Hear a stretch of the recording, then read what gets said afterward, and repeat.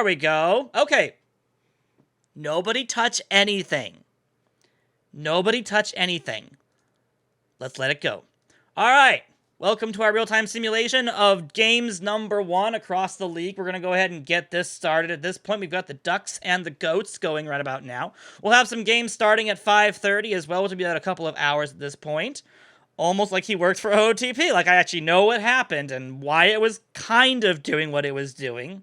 If the RTS shows nothing, it might be because the RTS has to wait 60 seconds before it gets an update, and there wasn't anything to update yet, but I'll keep an eye on the RTS as well. Otherwise, you might have to use the Discord, unfortunately. Let me also go ahead and make sure that I actually put myself off the screen for this, because I'm kind of in the middle of everything right now. And that's not so much fun for all of you. Got a couple of games going so far here across the screen. We've got the Bears and the Giants. They're playing live at the Giants Skydome Stadium.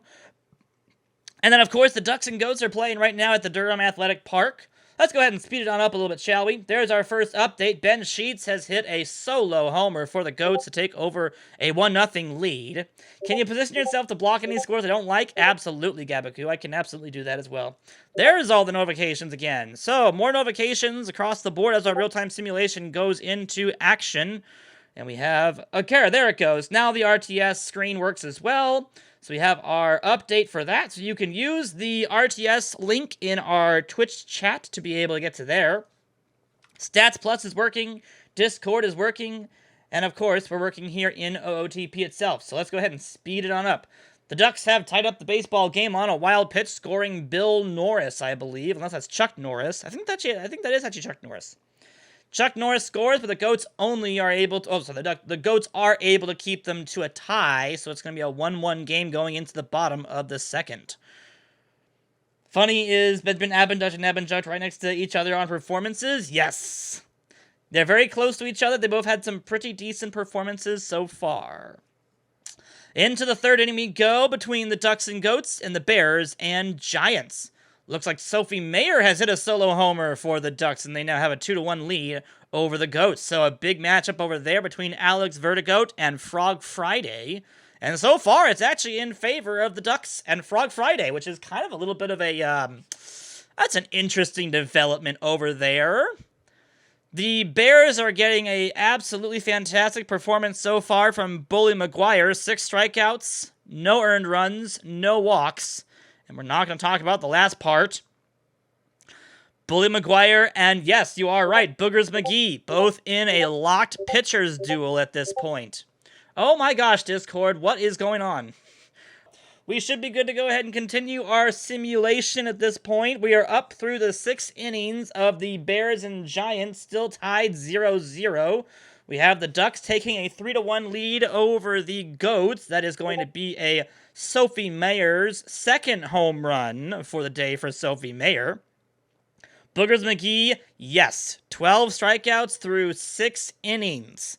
It has been an absolute dominant performance from both Bully McGuire and Boogers McGee, and there's the first one to bend and break.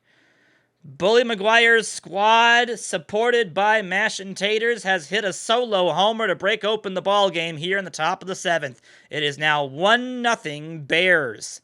And that might be all that they need to win this ball game, but we will find out whether or not that actually is going to be all they need. We'll have to see how this goes. We had a no-hitter through 6 innings for Bully McGuire. We're into the top of the 8th. The Ducks have added on a run of their own.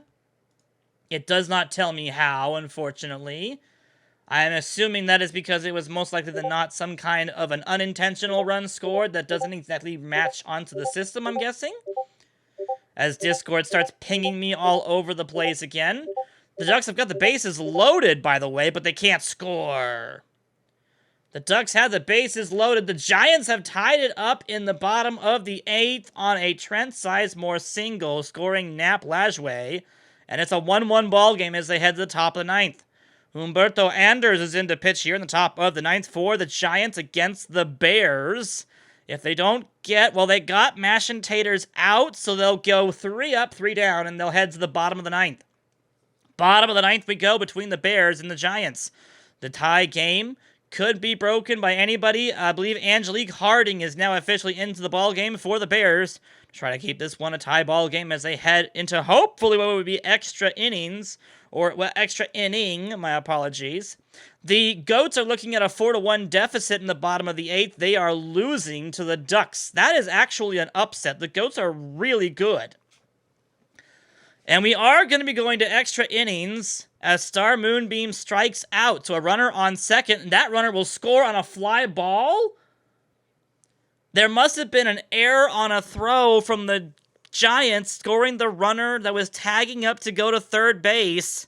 And the Bears take a 2-1 lead. A double by Kirby Giesling.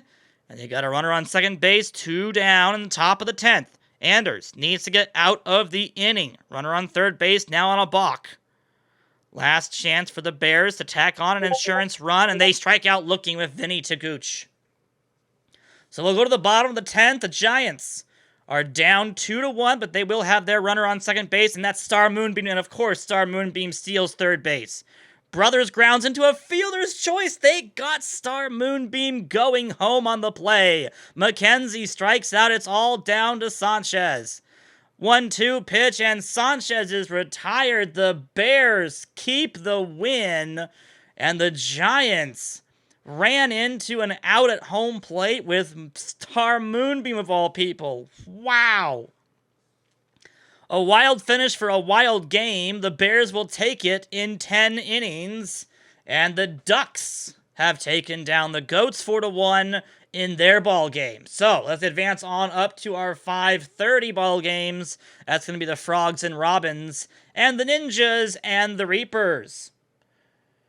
3 runs, 1 earned is ridiculous. Yes. And I agree, Sergeant Mushroom. I do believe that the Ducks over the Goats is actually a pretty big upset for the day. That is extremely upsetting for some people. We have 3 ball games left to play so far, and then I think we do have, one more game at 9 o'clock, and that's going to be the Warlocks and the Jazz. So the Captains and Swatters also going now live across the field at this point. Steely McBeam has hit a solo homer here on the top of the 2nd for the Captains. They now lead 1-0. My player had his first ever home run on the Whistlers. That is true. That is true, Shni. I believe, to be determined, had a pretty good day, actually. Good day for him. So we have our 1-0 lead for the Captains so far over the Swatters, and then the Ninjas and Reapers. And the Frogs and Robins are both all scoreless, and we now have a tie. Tie for Brenda Marquardt, hitting a solo homer for the Swatters. So the Captains and Swatters tied up at 1. They've got a runner on second base, and that'll score a run. Good chance for the Captains to score on more runs here at this point.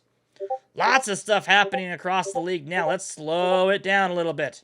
Fluffbag Bobokins has doubled in Callahan for the Robins. They lead 1-0 over the Frogs, and then Jay Green doubles.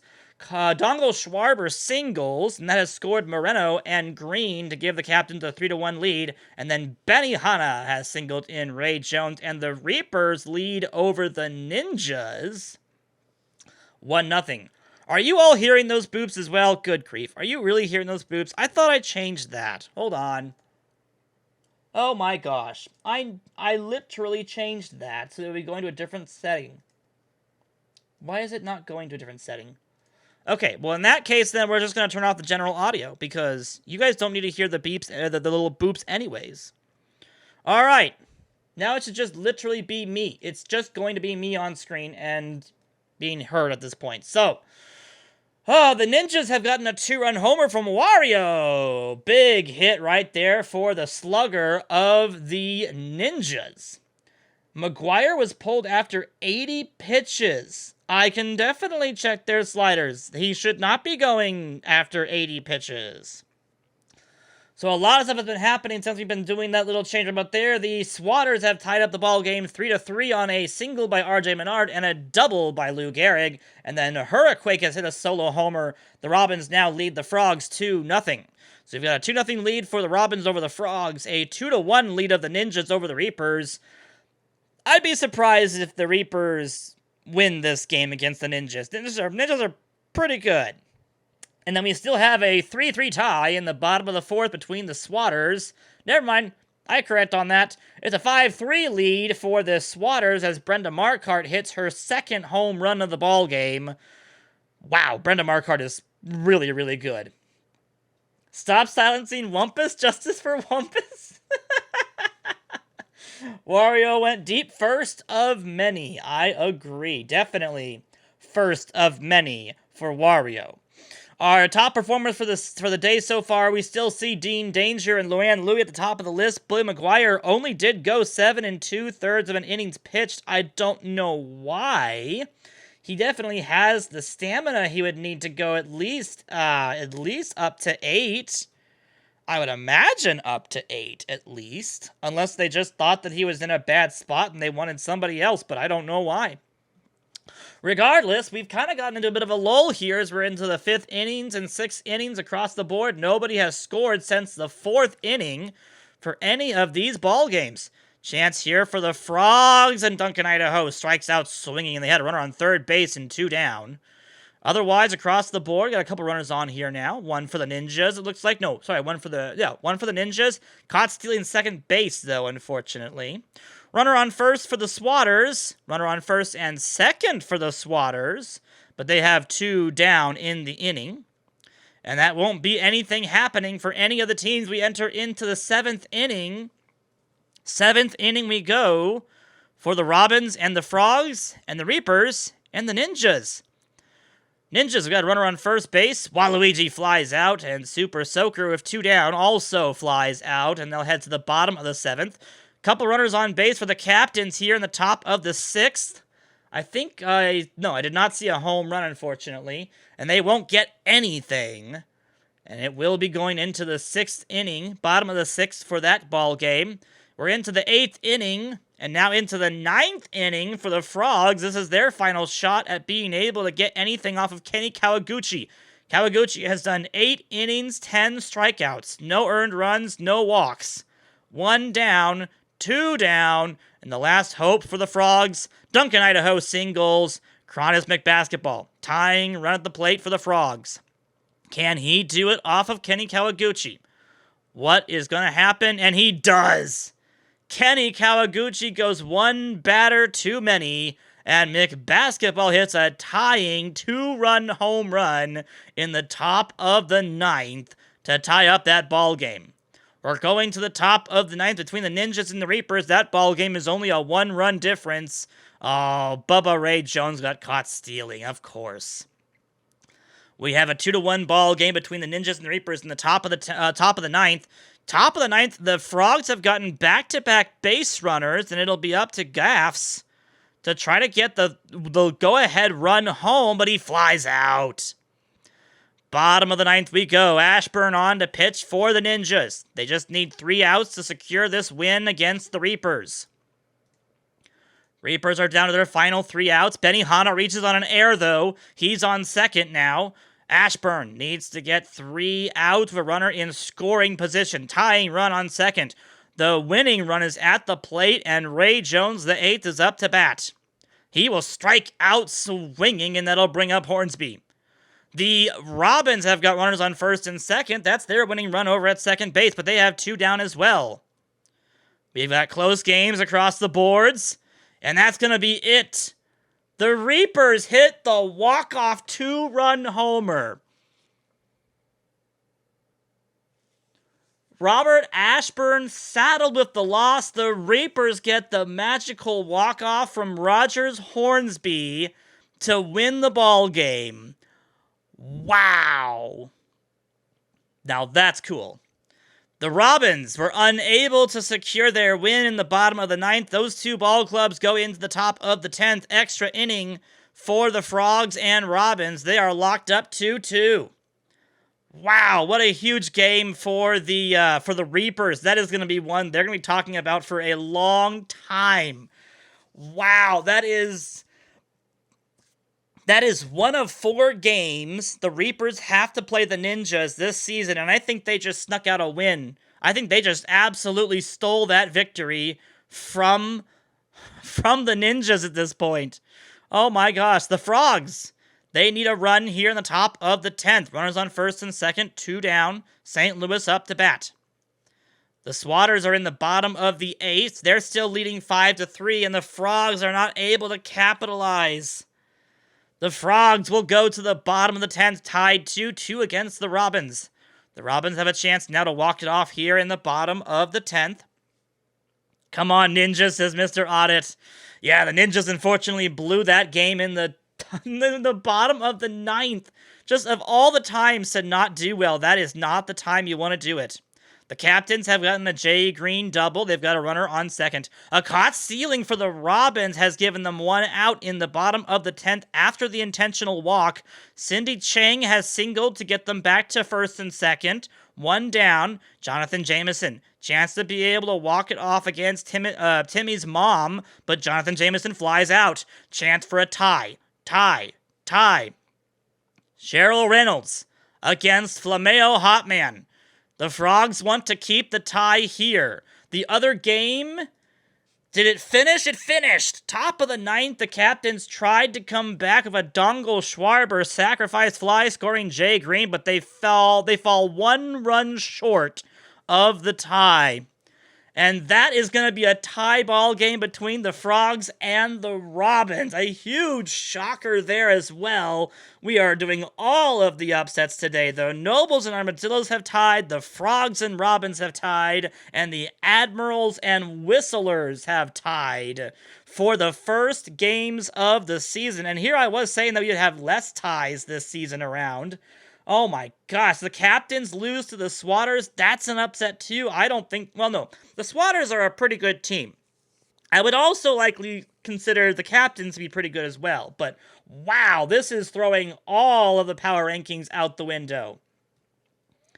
All of the power rankings are bogus. They're all bogus. Let's get ourselves on up to our final game of the evening. Warriors versus the Jazz. Let's begin. This is Babe Ruth versus Angela Del Vecchio.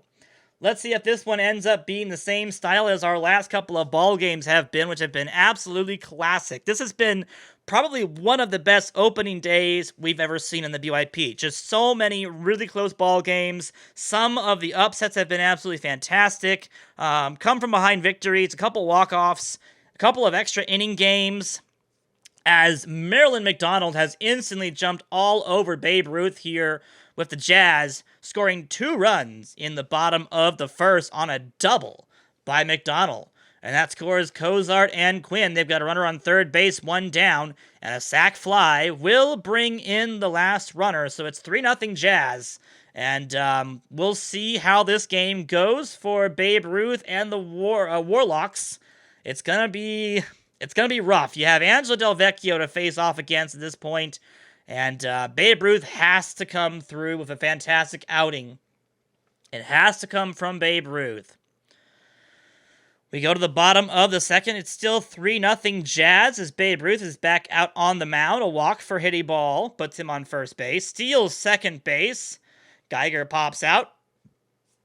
Lisa Crockett has walked, and that puts runners on first and second, but Cozart strikes out, and Heather Quinn flies out. So the Jazz are definitely getting to the control of Babe Ruth. We'll have to see what else the Warriors can do on their offensive situation here. They've got a runner on second as Joe Self is on second base, but Pete Feeler has grounded out, and that will go to the bottom of the third.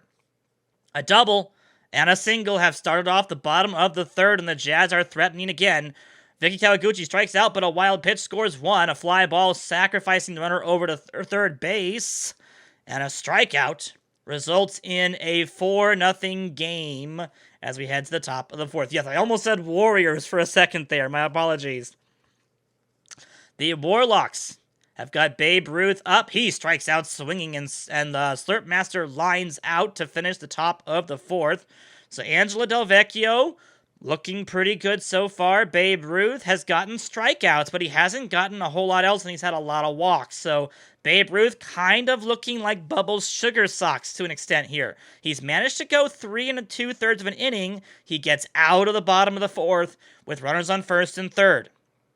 So Babe Ruth getting in and out of trouble here with the Jazz and Warlocks ball game. We'll have to see if they can get some offense started. And no, Joe Self strikes out. Angela Del Vecchio has stricken out 9 batters through 5 innings. And Dave hits a solo homer off of Babe Ruth, and that puts the Jazz now up 5-0. 5-0 is the score now for the Jazz as they enter the top of the 6th. Jeff Probst strikes out double digits now for Angela Del Vecchio. 1, 2, 3 go the Warlocks. And Babe Ruth enters the bottom of the 6th. Strikeout number 7. Strikeout number 8. A single for Cozart, and Quinn is going to walk. We have 7 walks, 8 strikeouts for Babe Ruth. And Marilyn McDonald strikes out Babe Ruth, I believe now has 9 strikeouts. Babe Ruth strikes out himself against Angela Del Vecchio. Slurp Master strikes out, and McScruffins is going to fly out. 1, 2, 3 go the Warlocks. Into the bottom of the 7th we go. It's 5-0. Babe Ruth still pitching, and Dave flies out. Vicky Kawaguchi up next. She will also fly out. And last but not least, Paul Galtieri gets a solo home run, and Babe Ruth's night is over here in the bottom of the 7th. 6 runs given up by Babe Ruth. It's 6-0 Jazz. We'll head to the top of the 8th. Angela Del Vecchio still pitching. Gets a ground out for Best Dinosaur. Fly out for Rosalina. And Joe Self is going to ground out to go 1, 2, 3 for the Warlocks. We'll head to the bottom of the 8th. Catherine Asher gets a double play after a leadoff single at this point. A double for Heather Quinn. A balk puts the runner on third base. And Marilyn McDonald has hit a 2-run homer. It's now 8-0 Jazz. And that is just the nails in the coffin for the Warlocks, unfortunately. They get 2 more runners on for the Jazz, unfortunately, as well, before Paul strikes out here to end the bottom of the 8th. It looks like Stats Plus never posts the box score for the for tie games in Discord. Oh, I'll have to let Dave know about that, so that way he can try to figure out how to make that happen. Because you're right, if it doesn't know how to report the ball game, it probably doesn't know how to actually put that up into the Discord bot to put them live. Runner on second base after Pete Feeler has doubled. Angela Del Vecchio needs 2 more outs here to get a complete game shutout. Timmy Unger needs to come through big right here for the Warlocks. He strikes out swinging, and it's down to Babe Ruth. Babe Ruth, the final batter here for the Warlocks, potentially in the top of the 9th. They're down 8-0. Angela looking for her complete game shutout. Babe Ruth, full count pitch from Angela Del Vecchio. And Babe Ruth will walk. It'll leave it up to Slurp Master. 14 strikeouts for Angela Del Vecchio. Slurp Master 0 for 3 in the ball game so far. 1-2 pitch on the way from Angela. And that will do the ball game. Angela Del Vecchio pitches a 3-hit complete game shutout for the Jazz. And a masterful performance from the ace of the Jazz gets them their first win of the regular season. I believe the Warlocks might be the only team that did not manage to score a run in games number 1. They are. I'm so sorry, Qui-Gon Jake. I know that was your team that you tried to draft for. They did not do well. Let's just say they did not do well, okay?